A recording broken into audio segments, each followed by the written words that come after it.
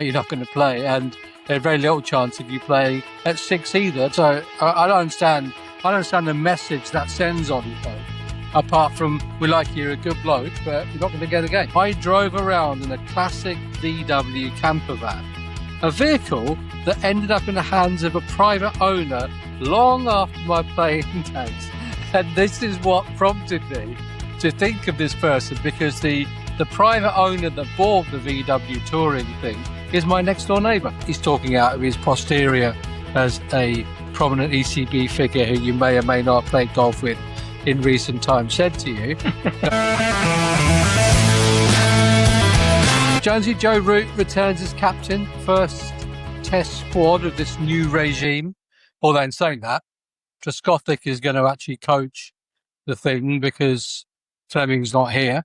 That sounds all very familiar back to the Baz days. But apparently Fleming's been involved in the discussion, as you'd expect, as has Marcus North. So it's a 16-man squad. Let me read it to you.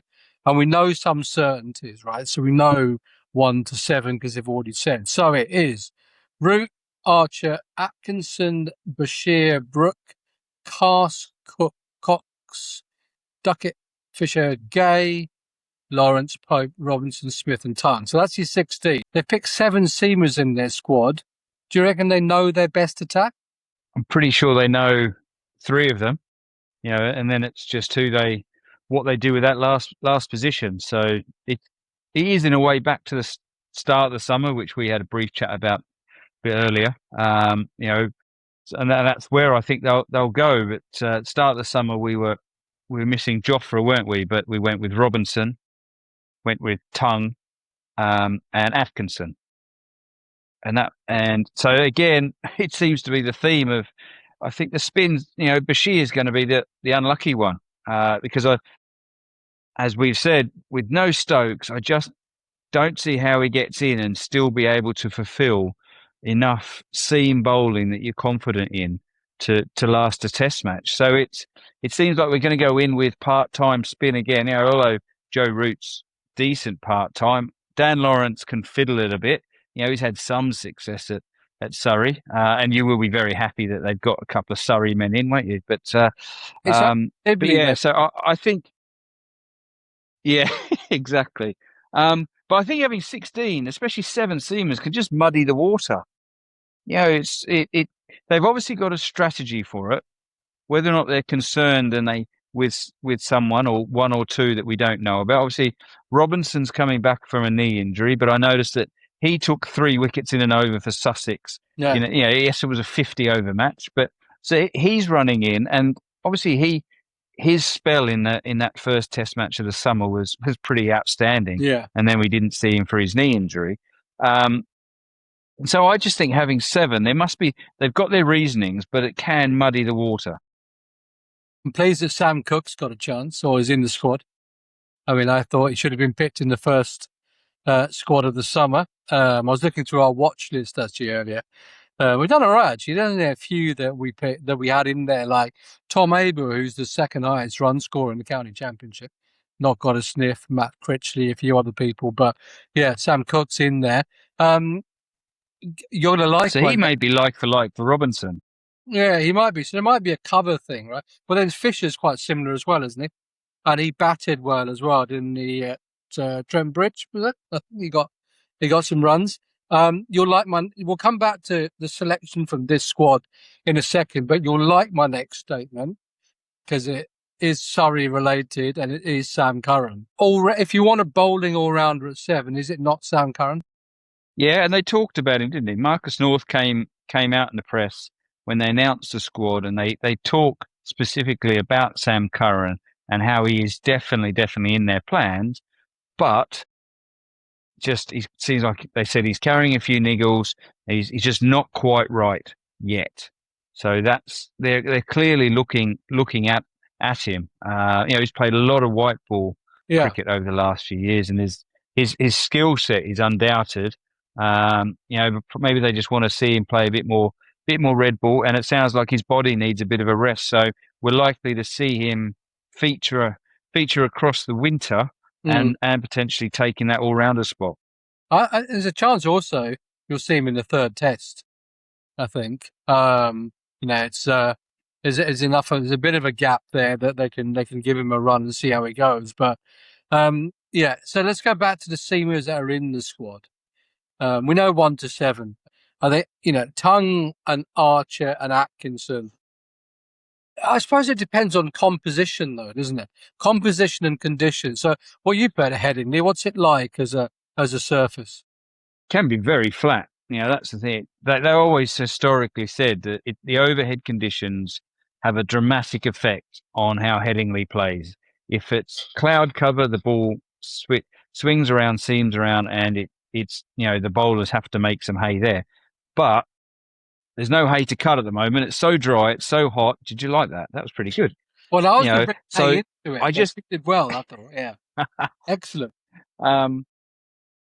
So everything tells you that the wicket's going to should take some spin, but we're not going to have the conditions. They're talking about heat waves, aren't they? Carrying on, but don't forget it is north of the M25. So in my eyes, that's up north. And Headingley is way up north, so the weather they could have up there is dramatically different to me down here on the coast where the sun always shines. So, it can be hard work for a bowler, absolutely. So I think they're going to have to choose wisely on those that they think can last a full distance in this Test match. I know one place the sun always shines. So who's got injury issues? And you've got Ollie Robinson, constant injuries, but he's in the squad for a reason. They must trust his fitness, because for me, if they trusted his fitness, that bowling attack is a 4-pronged seam attack with Atkinson, Tongue, Archer, and Robinson, not in that order, providing it with Root, who knows Headingley obviously very well, and Dan Lawrence providing the part-time spin option. But if it is flat, then Bashir comes into it. But can they trust Bashir, or do they trust Bashir to hold up an end Ashley Giles-esque? And if they do, does that actually deplete the bowling attack? Because one seamer less is actually a long old slog if England have got to bowl first. Yeah, unfortunately for Shoaib Bashir, I just can't see where he fits in because of needing those 4 seamers, because there's no one else. You're not going to rely on Harry Brooks, little dobbers. They're not going to do a job for you in Test cricket. So, it needs to be those 4-prong. But Jofra Archer's been flying in this 100 series, and whenever so that always creates a bit of excitement but concern. So it potentially goes back. And the more we talk, the more this 7-seamer for me is coming across as cover. There's sort of Bryden Cast. Is he cover for Jofra if Jofra finishes up a bit stiff and sore after the 100? Yeah. Are we looking at Cook and Fisher being cover for Robinson with his knee injury? And Bryden Cast is coming back. I think he had was it a broken arm that he had? No, I don't know. Yeah, not sure. No, of course you don't. That'd be research. I don't know why you asked me in the first place. So he was injured anyway. Those 4 you mentioned, but those 4 you mentioned at the start, I think are the 4 that we're going to see. So we're going to see a very familiar side. We're not going to, they're not going to be multiple changes apart from the batting that we already know about. But for me, the seamers will be made up of the 4 who were very much in the frame at the start of the summer. Okay, so that's the bowlers. We'll come back to our side, but it sounds like we're pretty much picking the same side anyway. I'm ahead of my time, mate. I said to you, Trent Bridge test against New Zealand that Ollie Pope should have had a recall. He's had a recall. What do you make of that? But he's not playing, right? So what is that? What sort of message does that send out to Ollie Pope? We like you, but you're not getting your place back. Yeah, it's one of those ones where we like what you're doing. Keep going. You're almost there.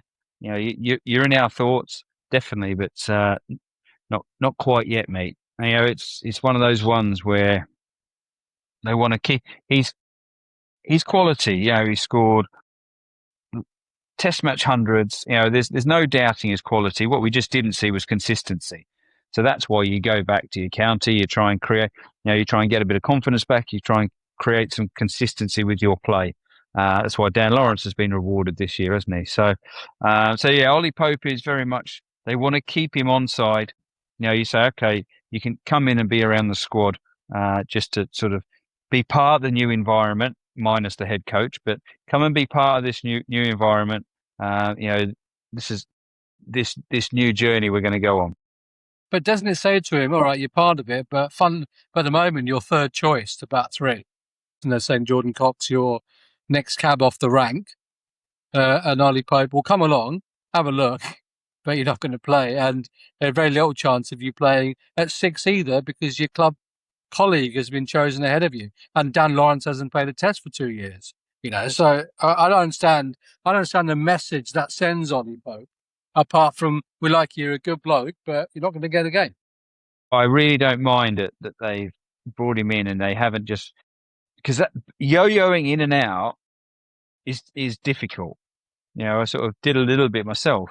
When you yo-yo in and out, you never really relax. You're never really coming in because you think, oh gosh, how close am I to being out again? Yeah. So actually, when you just know you're out and you've got to go and county cricket, the pressure is off you a bit more.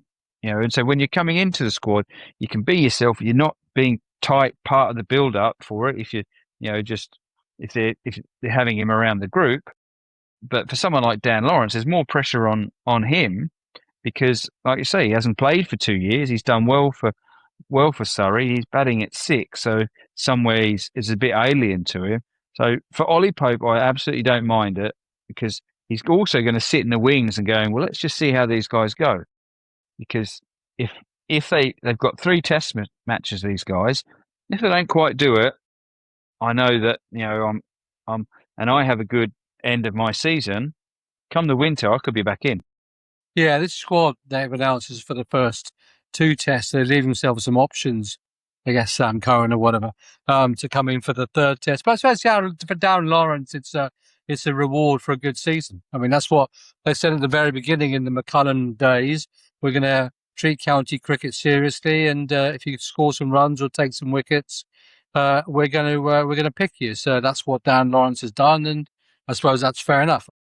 Yeah, absolutely. From the moment Marcus North came in, and they sort of had a bit of a shake-up after the Ashes, and they're staying true to their word, which is good. So that should be encouraging for your up-and-coming county players or guys that are doing well, and almost looking at it going, well, if I, again, like Ollie Pope, if I stick my hand up, if I finish this season really well, they clearly they are looking at what we do now, whereas before it was a complete closed shop, not interested other than the select few. So it's good for the general wider population of county players to know that performances do matter now.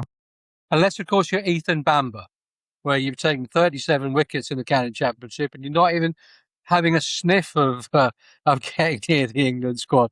Was he with the Lions with you at any point or not, Ethan Bamber? If not, what have you seen of him? Anything? No, I haven't actually. So, but yeah, you're right. They're 37. Go on, fill me in, and I'll make an opinion without having seen him. There's nothing to fill it on. That's all I know. I was leaning on your quality. You might have been in and around the England setup. I thought he might have been as part of the part of your Lions program, but clearly not. So we'll swiftly move on and pretend I never brought that bit up. There's enough seamers in that group anyway. The only reason I say that is even though I like Sam Cook, Ethan Bamber is younger. He's taken a load of wickets, and he might look at that England squad and be a bit miffed because Sam Cook has been picked ahead of him, whereas and Bamber's got more wickets. So that's the only thing I would say. But yeah, look, there's a lot of options. I suppose the question then is this squad a significant enough departure from previous types of squads? Or is it kind of the same and, just a fudge job until Stephen Fleming gets in and says, right, no, I want to watch county cricket and I'm going to pick the squad that I want? it's definitely similar, isn't it? It's definitely along the same lines, and there's a reason for that because these are the best players. It's always going to be the way. He's not going to, until you start getting some younger guys, I'd say, coming and knocking on the door a bit harder. We're going to see these names for a bit longer. So the evolution of new players coming in who Fleming's going to get his eyes on, and hopefully he spends the back end of the summer over here getting eyes on some of these players. The Lions of Pakistan are over here. There's an ECB 11 they're playing shortly. I think there's also some Lions stuff in September, and so I think it's going to be a little bit of time before we see a number of new names, purely because they've still got to prove themselves a bit. Some of the guys who are in the Lions squad that I had a little bit of time with, very exciting, especially the Seabo. Crocombe for me was one who seriously impressed me. And I'd add him that he's not far away from actually that main squad selection. He's I think he's moving counties. I think he's going. He's going to Surrey, isn't he? Yeah. So he's with all the money stuff at Sussex, he's on his way to Surrey. So that's going to do him no harm whatsoever. So I think there's just we're just a little bit of time away from seeing some new faces. The batting side of stuff, I think that's fairly well. We know who we've got, and the batters are going to stay similar for a while yet. Yeah, until Joe retires, I guess that's the next slot that becomes available. But England, 6 defeats in the last 8 tests. So what do you think they'll be looking to do over this 3-matched series? Is it a rebuild job, or is it go out and win and reverse the recent trends?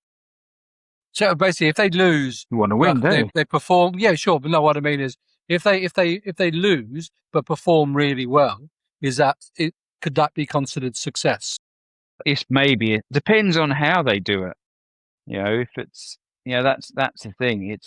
I think that's ultimately, we want them to win because we're supporters and we want them to do well, but also everyone's watching how they're going to go about it. And I know Fleming's not going to be there. It's under Marcus Trescothick, but Treds is probably more similar to Fleming than definitely than Baz was. So if you're going to see a side in Trescothick's mould, you're going to see it, and that's very similar to me to what we'll see going forward.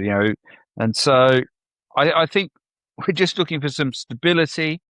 We're looking for some smart levels of play, and backing it up with, we want to see some wins, because those stats there, you said, what, six losses out of the last 8? Yeah. That's not what us supporters want to see.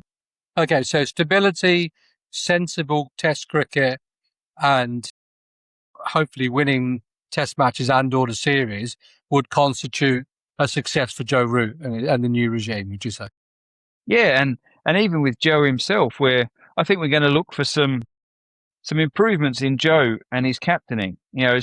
So with learning from what he's seen, and that's Rob Key came out and spoke about it, exactly that, didn't he?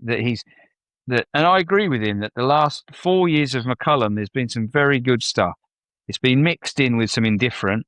And so what we want to see, we're not throwing out that bathwater and just sort of forgetting about that.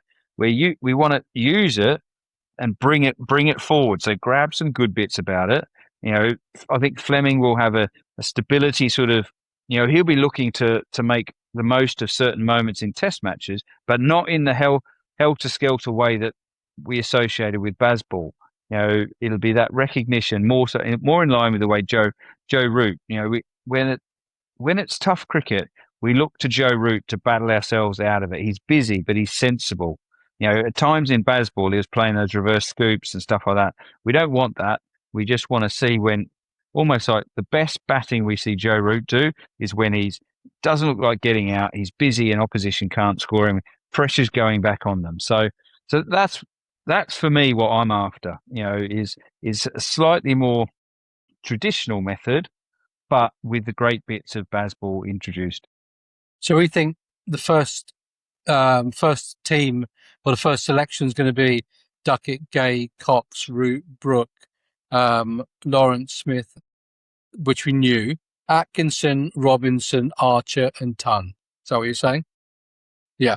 Okay. 100% agree. What happens if Gay is injured? What do you do then? Do you put Cox to open, Well, Pope in at 3, or just keep it as it is and Pope opens? no, I'd put Cox up to 3 because he's got some. Or is it 3 anyway? He's done. Sorry, Cox up to open. Okay. Because he's done that a bit in his time, and I'd slide Ollie Pope into 3. So that was going to be the final question, but you prompted something. So if you've got a young man like Jordan Cox making his way in Test cricket, and he bats at 3, and he wants to bat 3, he's comfortable at 3. Whilst if you say to Jordan Cox, "Can you open?" he's not going to say no, right? He's obviously going to do it. But if he gets poor scores and Pope comes in at 3 and gets runs in a position where he's batted before, is that not an unfair indictment on Jordan Cox, who may, and we don't know obviously, may have got runs at 3, but bombed out at opening the batting, and that might be a kibosh on his career, or does it not work like that? Well, I saw an interview. I don't know if you saw it. There's an interview where he doesn't even want to bat at 3's not even a place he wants to bat. Right. You know, he's got more accustomed to batting, in a way, more down the lower order, that middle order. You know, and so it's going to be a challenge for him opening the batting. That's batting at 3. That is for sure. But he himself said, "I'll bat wherever England want me to." But you're right; it does throw a difficult conundrum if he doesn't. You know, if Emilio Gay's injured, Cox, you know, whoever opens between Cox and Pope, you know, if Cox doesn't score the runs and Pope does, you know, it's not ideal, but that's performance cricket, isn't it? And you've just got to say he's given an opportunity. He knew what was ahead of him. Unlucky. Geraint's Golden Nuggets. As we haven't got any sort of intro or klaxon or music, I'm just going to go with that. Right, after the success of last week's how to play the scoop or the ramp shot without smashing yourself in the face, given to us by somebody who never actually played the shot, what have we got today in this week's Geraint's Golden Nuggets? Well, I thought I'd talk about something I have a little bit of knowledge and experience about. And it was prompted by a conversation in a car park by a big burly man. Not something I want to repeat too often, but what it was is, so I was at Polo Farm here just outside of Canterbury, and I was watching Kent under 16s play Northampton under 16 girls. I was just sitting there talking to Hockers. I popped up there. And then I was about to go, and then I just heard in the car park, "Mr. Jones," and the dad of the Northampton wicketkeeper came over and asked me the question. He said, "Can I just ask, what, with a leg side take standing up, what moves first? Do you need to move your head first or your hands?" So thankfully, for the size of this guy, I was first of all able to congratulate him on a fantastic stumping that his daughter had just done. And so to get on the right side of him in case of being beaten up. But it made me think, actually, on my golden nugget, this would be perfect, because if he's asking it, more people want to know it. So I'll throw it back to you. What would you think? Moving leg side to take a ball, head or hands first? Well, you've seen the ball come down. You obviously stood up. So I would think that your hands would go first, and then your head would follow. That's what I would think. Very good. You've got a career in wicket keeping ahead of you. Oh, excellent. Yeah. Yeah, and if you'd have asked me this when I was 18, 19, 20-year-old, I would have had to really sort of think about it, and I might have even said to you, "Oh, your head has to go." But as I've sort of gone more into the coaching side of it, and sort of think of it, you're right. It's logical, because what I was always told growing up is that you need to see the ball for as long as you can, and so that means staying offside of it. Because if you move early in behind it, you're blocking out your vision, and so then for a period of time, you've completely lost the ball, and then it becomes guesswork. Yeah. So you're right. You want to stay offside for as long as you can, and your hands are moving towards the direction of the ball whilst your eyes are taking in the imagery and your brain's computing what's the length of it, what's the speed, what's the height of it. So those hands are halfway doing the job, and they can do it. And then after that, you snap in with your feet, and you get balanced again to be able to come back for the stumping. And there's a for those that want to have a look at it a bit further, there's a brilliant guy on Instagram called the wicketkeeping coach. He actually works in schools. He's a bit of a I think he works in IT, and he does a lot of work on that. And I saw a post recently. It's actually with a young Kent wicketkeeper. Her name's Millie, and he was working exactly on that, where he had her keeping her feet still, that throwing a ball down leg side, and her just going with her hands first to get that, and then afterwards she was bringing the feet. So he's someone that I look to, and I didn't want to go out in the back garden and demonstrate it, because he's the way that he does it online, and his ability to produce a far better video than I can. So yeah, for this week's golden nugget, the leg side take, hands first, but do go have a look at the wicketkeeping coach on Instagram to see it visually come to life. Someone you know well, obviously Andrew Flintoff has stepped down as the England Lions coach after nearly a couple of years, and he's off to coach the Sydney Thunder in the Big Bash. The ECB obviously put out a nice statement, credited him with transforming the Lions environment. But I suppose the question is this simply an understandable career choice for him, or does it expose like a deeper problem, do you think, with the purpose and structure of the Lions?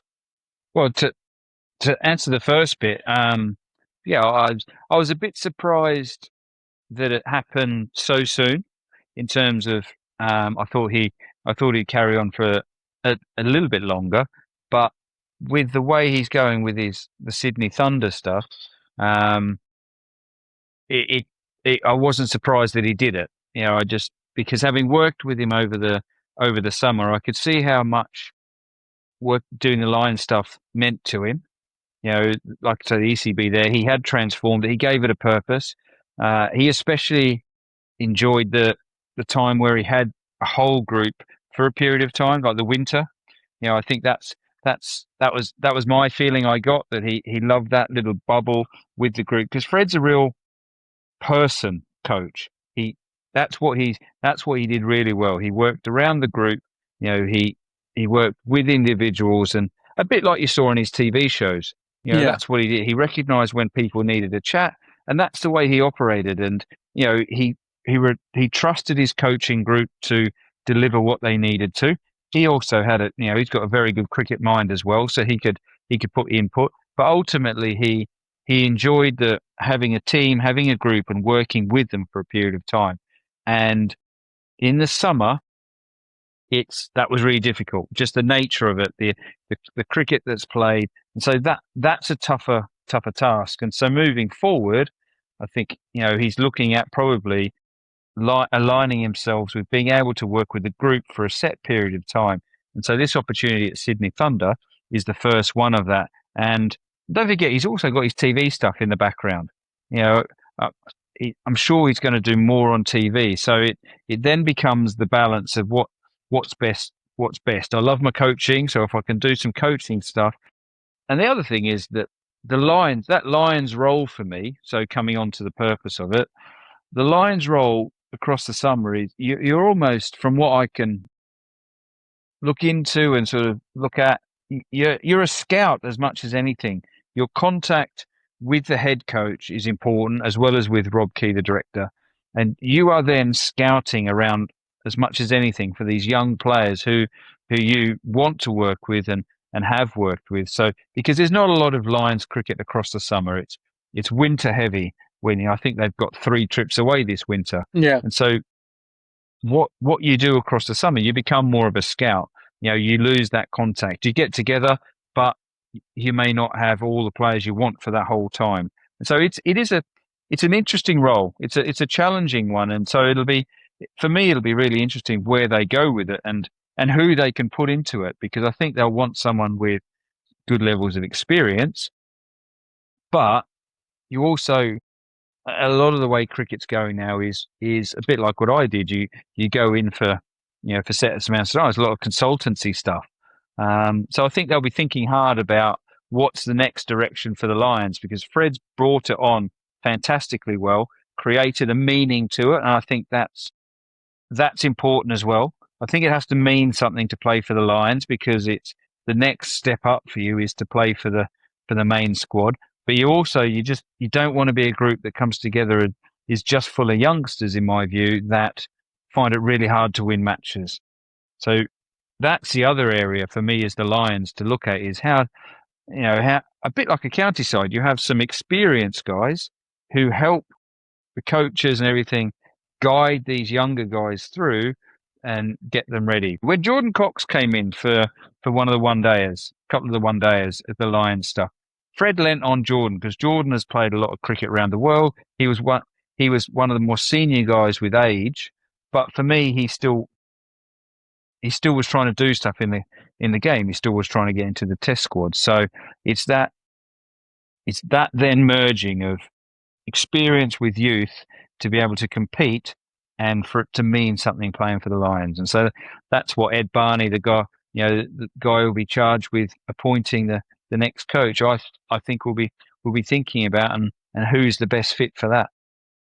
So just on some of the things you said just then, a couple of questions I suppose spring to mind. The first thing is, given the fact that Lions exist to serve the main squad, if you like, is turnover not inevitable? That's question one. And question two is, therefore, how can you build a culture within the Lions when it is constantly turning over? Yeah, and that is the magic question, because you're right, there is going to be turnover, because you will see young guys who've come on, broken onto the scene, performed really well, but then potentially struggle a bit, so maybe go out of favour. But I still think and this is where the scouting and this is where the selectors come into it. They should have a core group, and playing for the England under-19s will give you a bit more weighting. You would have already seen and be part of that. So I think if you played for the England under-19s, you're probably a jump ahead of the others. And so almost like we look at the sort of the test squad, those contracted players, they will have a group of Lions players who they've earmarked, and that's what I mean. They're the core of the side who they'll invest a few years in. Not just a summer, but they're going to invest a few years in. So I think you'll see a number of guys, or majority of the guys who played across the summer, be heavily involved in the Lions winter programs. I just think personally, I would like to see a senior figure, 2 or 3 guys to help lead, for example, the bowling attack. Someone who, when you've got these young guys, when it's tough, when they're overseas and it's not easy, someone senior out there in the middle to be able to say, right, guys, okay, what are we going to do now? Maybe a senior batter to lead them through. So you've got these young guys who you've earmarked for the future, but it's not a complete team of them.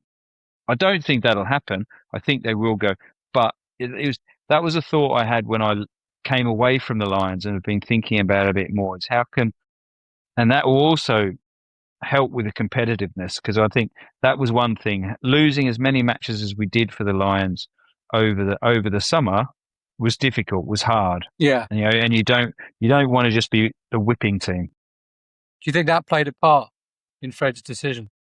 Hey, he loves winning, and so possibly, because it was difficult. You're putting in, the guys were doing everything they could, but ultimately we're against a very, very experienced South African A side, which generally the Lions are going to play against. And so just that little bit of experience shone through for them at moments. And so it could well have done. Who knows? I was on commentary on Sunday for Glamorgan versus Essex in the Metro Bank 50 over Cup. And as you know, with the players away on the 100 for the 100 and stuff, it's a great opportunity for some of the younger guys to play for their counties. And it's a great game for a start. But just off the top of my head, trying to think of the players who stood out for me on certainly there were a couple for Glamorgan, Harry Wallace, son of Mark, batted well, got some runs. But Alex Horton, keeper, he's a bit older. He's 22, I think, but got runs again. He's the same sort of batch, if you like, as James Rue and Jacob Bethel when the England under-19 set up. I think Wallace is only 17 or so. Trying to think, forgive me if there's probably a couple of others I've forgotten. But on the Essex side, there was Charlie Allison, who really good young batter. There was Hope Bell as well. That's it. Jack Hope Bell for Glamorgan. And also Lackall Mackenzie Jones. So he bowled the death over. Precious situation, right?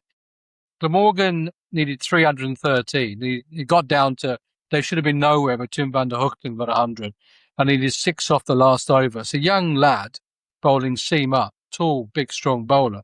Bowled brilliantly. Went for 1, I think, off the last over. So it just shows the talent that's there, and that's coming through. And I guess going back to the Lions, is one Lions team enough? Is my question. Well, I suppose it does finances as much as anything. So it's an expensive program to put on. But the bit you mentioned there, the exciting thing is talent in England cricket, England and Wales cricket, is incredible. Mm. And so that's the one thing is exciting. We will, and with seeing how young players play now, Harry Brook is going to be, Harry Brook and Jacob Bethel, probably the prime candidates. And it's batting wise more than bowling, I suppose. But watching the way these young guys come through is so exciting because they can, they can play all formats. And so that the future is good. It's just, it is how you do it. I don't think you want to be sending away, having a group of 30 young guys. That's probably too many. No, but at home again, you could do it, couldn't you? But yeah, but the issue is when do you fit those matches in? Because counties are precious on their players, and that was the hard bit across the summer. But these kids aren't playing a lot of the time in the county's first team. So they're surely playing for the Lions is better than playing second team county cricket. Because they're scoring stack of runs at the second team, which has given them their chance. But surely an extended Lions program it will give them that opportunity to play and learn a lot quicker than just being stuck in the seconds. Yeah, but I suppose then you look at it and you go, and those guys you mentioned there. I know Harry Wallace. He was, he was in the England under-19 setup. They all were with Corey. Yeah, exactly. So that there is their current window in terms of their England under-19s, and then the back end of the year when the 100's going on, they're getting this chance in the Metro Bank. They've got to wait their time to play in the championship, and you expect them to work their way through. And you said they're second team cricket. That's just where they are for the moment. They're biding their time. They're earning their stripes in second team. They're forcing their way in. And so they all want it now. Don't get me wrong, especially when you're playing for the first team currently, and they're doing such good things. And I think, and so. And Rocky Flintoff got a 50 today. He was involved in the Lions and a sort of, he's sort of coming back from an injury as well. But he's another name you can throw. Charlie Harmison, he was in the. So there's a stack of kids there. It's you're right. But how do we keep? And that's the job of the county as well. The county's job is to nurture these guys, get them playing first team cricket well. And well enough that then they start to sort of be looked at for the Lions. But I think the amount of next level cricket, Lions and stuff is reasonably okay. Okay, then the final question is, who's going to replace him? Do you think it should be one of the coaches who's a county coach, for example, say Richard Dawson, who was also in the mix up for the England job? or somebody who's coaching internationally currently, but maybe an associate member side, someone like Stuart Law, for example? Who do you think, without specifically those two individuals, where do you think the coach should come from? Well, I think someone who can carry on the work that Fred's done and the culture side of it, and I think also working closely with the way that England are going to go playing forward. So with the way Fleming wants stuff done, so you have to sort of mirror that. The tricky bit, and this will be the interesting bit to see the job spec as to what they want, because I can't see a county coach. I can't see Richard Dawson giving up his job, what he does now, to do the Lions stuff, which is part-time in the summer and busy. So it's a tricky one who you get in to do it, because ultimately it's almost a bit consultancy with the way it happens, and you're facilitating blocks of time. Yeah. So clearly my chat didn't inspire you to think that the interview that we've just had has been good enough. Yeah, I've ruled you out. Right, mate. Silly points. Last week, Capel Dev, you did all right on that, I think, just towards the end. You got that, although you guessed it and then didn't commit to the guess, because we hadn't put in that rule that we're putting in this week to say that you've got one guess, and if you get it wrong, victory is mine. Okay? You ready? Jeopardy. Well, Jeopardy. Okay, yeah. Got the rules. Right. Here we go. Beyond my life on the pitch, I drove around in a classic VW camper van, a vehicle that ended up in the hands of a private owner long after my playing days. And this is what prompted me to think of this person, because the private owner that bought the VW touring thing is my next door neighbour. So there you go. He was telling me over the weekend that I bought this bloke's camper van, and I thought that's a good idea. In fact, he did it as a quiz, and in fact, his quiz question is your last question. So there you go. So we'll move on, because you're obviously not going to get it from that, but you can see where I got this player from. He was an outspoken Conservative supporter during his playing days, and once appeared as a speaker on stage in a 1980s Conservative Party conference alongside John Embury. So any well-known Tories from the 80s you can think of? Now this one is actually right up your street. After retiring, I became housemaster of Old Blue at Dulwich College, where I mentored a young Chris Jordan and helping him secure a life-changing cricket scholarship. Quite similar, I guess. You had a guy at St Lawrence, didn't you, from Barbados? See, there must be some similarities there. Hands are on face. Long before... he's a left-arm spinner, played for Surrey. Long before coaching the Dulwich second 11, my football skills took me to Brentford's reserves and Sussex non-league side Ringmer FC. He was fiercely competitive. He had a Union Jack tattoo on his arm. Would have stood out in those days, I guess, unless you were a sailor, I suppose. He was one of Gatting's rebels in the 89-90 tour to South Africa. Got a 3-year ban for that, obviously. Anyone so far? You're kind of there, and you've got something in your head. No. I'm gone. I'm going to go till the end, to your next door neighbours. Give next door neighbours clue. It was England's highest run score with 58 before being run out in 1987 Cricket World Cup final against Australia at Eden Gardens. How old were you in that? You were 11 or so, weren't you? Oh my gosh, you might have even watched that. I've been thrown now. You might have had TV in the Outback in 1987. Australia were playing, so you're probably crowded round the one black and white TV in the Outback, or a radio or something, right? He played 23 times for England, test matches for England. He got 100, similar to your good self, although his was against Pakistan in 1987. It's a good year for him, playing the World Cup final, got a test 100. He's played in domestic cricket. He was prolific. 25,000 first-class runs, playing for 3 counties. Yorkshire. He also played for Gloucestershire, like you, and he was also captain, like you, of Gloucestershire. And Sussex. Did you meet any ex-tattooed, conservative, camper van driving No. captains? The more you talk, I'm completely frazzled. Anything at all.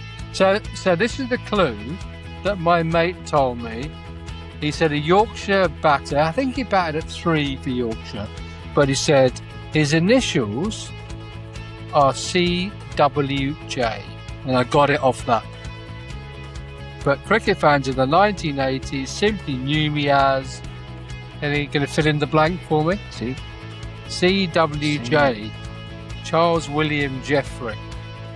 But cricket fans of the 1980s simply knew me as. I can feel a victory coming my way. This could be the first one ever we don't guess. Not even a single. Oh, guess. mate, no. This is brilliant. Yeah, I'm sure because he's yeah.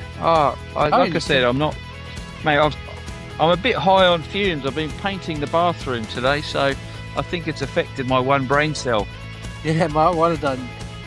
And you can have a guess. Yorkshireman, 80s batter, South Africa. You went on the Rebel tour, housemaster at Dulwich College. Surely you teaching fraternities get together and swap, stories. CWJ, is that his full initials? Yeah.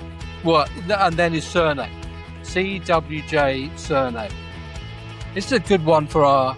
Right, I'll give you the victory because I've got no idea. What's his surname initial? A.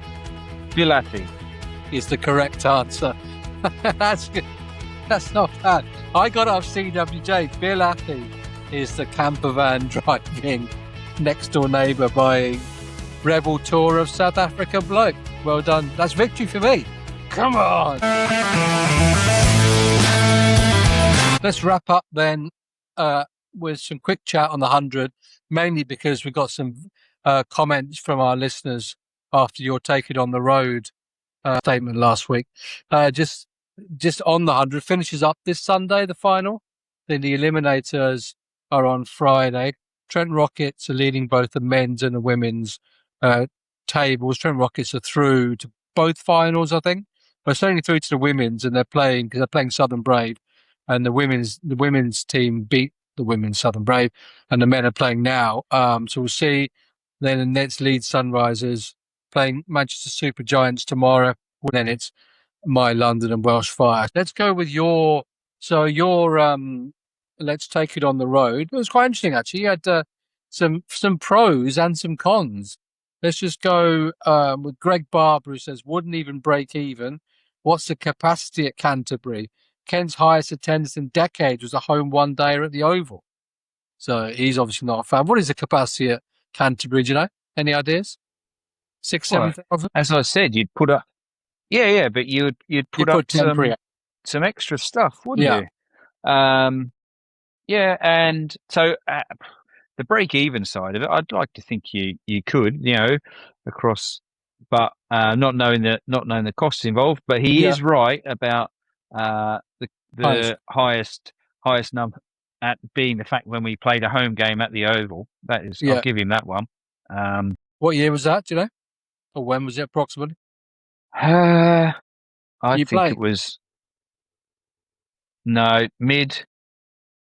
mid-teens, 2000 between 2014 and 16. So something like or maybe even 12 to 16, something like that. No, I didn't play. Why did you play at home one day at the Oval?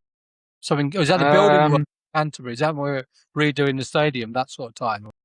Something like that. Or I think there must have been something on, but I think we played Essex there as well. And so it was early in the T20s, and it was an experiment to sort of see about the crowds and for the actual gate receipts. Right, okay.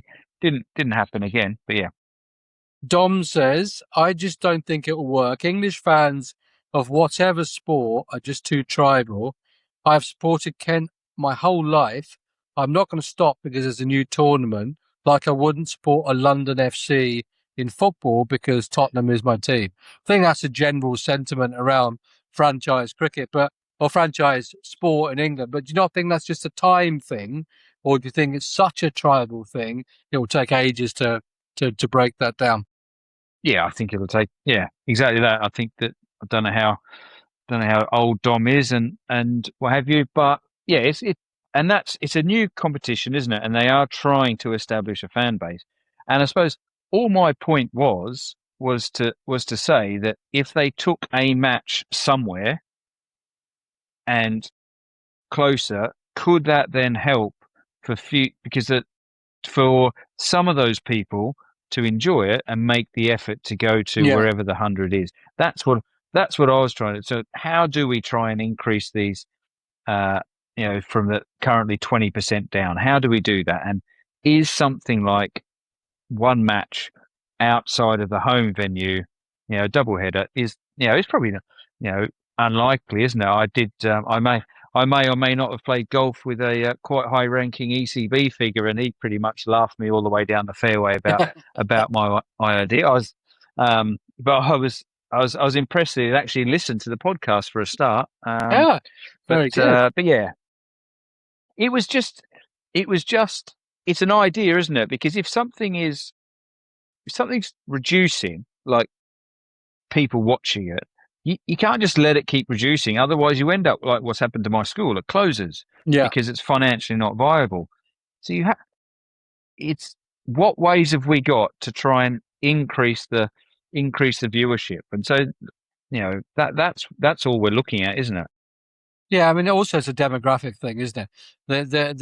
The people who are going to watch the 100 aren't dinosaurs like James Robinson, who, whilst he thinks it's a good idea to have a game or two in Canterbury, as it may well create some new fans. As a Kent fan, he says, I've never watched the 100 game and I'm not going to. But it's there's some it's just a demographic thing. I think the younger people do, or some people who are open to it, like Mark Shepherd, who he followed up with your idea and said, yeah, the Brave could play Southampton at home. My London could play Oval Canterbury, the Fire, Cardiff, Bristol, etc., etc. So he thought it was a good idea, although he thinks the Sunrisers going for Leeds in their name may be a bad shout. And someone else says that, Matt Golding says he agreed with you. Each team should play home games across multiple grounds, certain areas, but don't have names of the city in there. Don't have the city in their name, if you like, which is probably a decent shout. So there's some support there. Although Darren Waddling, sorry, says lots of empty seats he's seen on Sky this year. There are a few sellouts, but I wonder with the blast going on, there was too much. That was our point last week, wasn't it? That there's one too many Yeah, competitions. and the 50 over stuff, Yeah, isn't it? There's been yeah, some. Is that you've done commentary, and 50 over stuff's played on Sunday, yeah, and here we are. We record this on a Monday night. They've got 100 on a Monday night. Seriously, who's going to go watch it? yeah, exactly. Yeah, and there was I think that when Kent played Surrey last Sunday, it wasn't. It was that was a Wednesday, wasn't it? In last Wednesday, there was 6,000 people at the Oval to watch Surrey Kent in a 50 over match. And that's midweek, right? I know schools are out and stuff. Dylan Grunzel says change the 100 to a T20 competition. That's exactly what I think. We don't need another format. It's hard enough for new viewers to understand cricket. Adding a fourth format doesn't help. And for me, I think to finish off, there's obviously pros and cons, right? Some people support you, some don't, which is natural, right? There's not a complete. He's talking out of his posterior as a prominent ECB figure who you may or may not have played golf with in recent times said to you. And there's not much, there's not been an agreement either. But, I think what we could all agree with is, I think two things. One is England is very tribal and franchise sport is new to us. It's going to take time to adapt. And that there are one too many competitions and something's got to give because the schedule is fairly flawed at the moment. Jonesy, very good. I should ask you at the end because you actually made your comeback, didn't you, on the pitch this weekend? How did you get on and can you walk today? I can walk. Yes, I played for the mighty Ash. I was asked to. bowl first change, and clearly they've Magic been listening wrists. to my, you know, yeah, because I did used to bowl seam up for Ash, JB Geraghty will be pleased but to hear because that. yeah, exactly. He's messaged me a little bit about making a proper comeback.